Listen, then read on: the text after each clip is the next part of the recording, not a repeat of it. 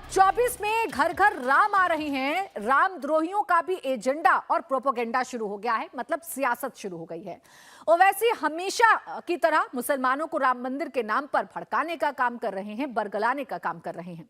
हैदराबाद की एक तस्वीर में, एक तकरीर में ओवैसी ने राम मंदिर के खिलाफ कैसे भड़काया, पहले आप सुनिए।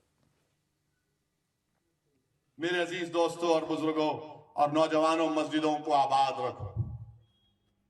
नौजवानों, तुमसे मैं कह रहा हूं, हमारी मस्जिद हमने खोदी और वहां पर क्या किया जा रहा है आप देख रहे हैं। नौजवानों, क्या तुम्हारे दिलों में, हमारे दिलों में तकलीफ नहीं होती कि जिस जगह पर हमने 500 साल हय्या अल सलाह और हय्या अल फलाह की सदाएं दी, जहां पर हमने बैठकर कुरान करीम का जिक्र किया, जहां पर हमने बैठकर सलात और सलाम के नजराने पेश किए, आज वो जगह हमारे हाथ में नहीं है। नौजवानों, क्या तुमको नहीं दिख रहा कि अभी ऐसे 3-4 मसाजिद हैं जिसमें दिल्ली की सुनेरी वाली मस्जिद भी है। मेरे अजीज दोस्तों, याद रखो नौजवानों, ये जो ताकतें हैं ना, तुम्हारे दिल से जब इत्तेहाद को निकालना चाहते हैं, क्यों निकालना चाहते हैं?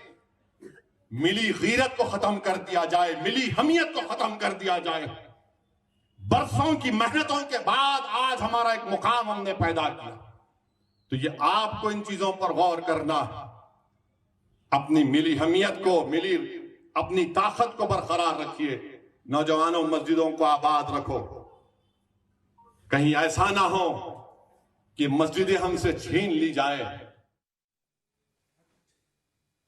तो असदुद्दीन ओवैसी अपने तय पैटर्न पर भड़काऊ बयान दे रहे हैं, मुसलमानों को भड़काने की कोशिश कर रहे हैं और इस पर अब बीजेपी हमलावर हो गई है। मनोज तिवारी ने कहा कि ओवैसी मुस्लिम युवाओं को रेडिकलाइज कर रहे हैं। ओवैसी का बयान सुप्रीम कोर्ट के आदेश की अवहेलना है। सबसे बड़ी अदालत को इस पर संज्ञान लेना चाहिए। भाजपा सांसद मनोज तिवारी हमारे साथ हैं। मनोज जी, ओवैसी साहब के बयान को किस तरह से देखते हैं, जो प्राण प्रतिष्ठा होने जा रही है भगवान राम की अयोध्या? देखिए, ओवैसी का बयान पूरी तरह से